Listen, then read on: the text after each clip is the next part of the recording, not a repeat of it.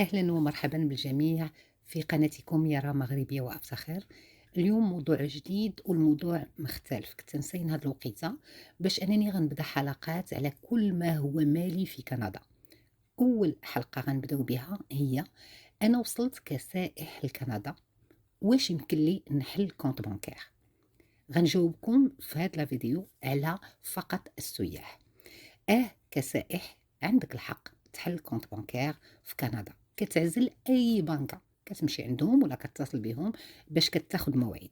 هي الا مشيتي وكان عند شي حد فيهم الوقت غيقدر ياخدك ديك الساعه، سينون كيعطيوك رونديفو ما كيكونش بعيد.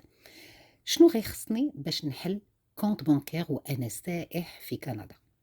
كيخصك جوج ديال بطائق التعريف، يمكن يكون باسبور وكارت ناسيونال او باسبور وبيرمي، وكيخصك كذلك واحد الورقه اللي كتثبت انك فين جالس، العنوان ديالك، لادريس ديالك ضروري. كنتي جالس عند شي واحد يمكن لك تعطي لادريس، سينو اللي كنتي جالس في اوتيل ما كاينش المشكل، كتعطي كذلك العنوان ديال الفندق.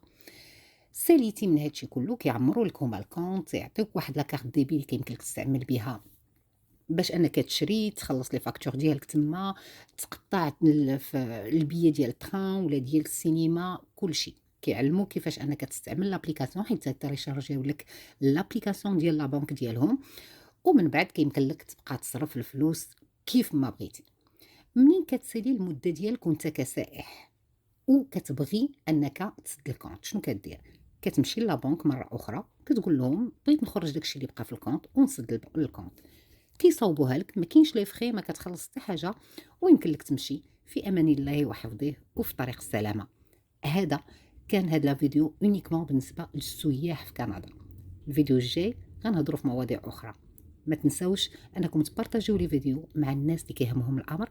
كنشكركم جزيل الشكر على المتابعه، والى لقاء قادم. شكرا لكم.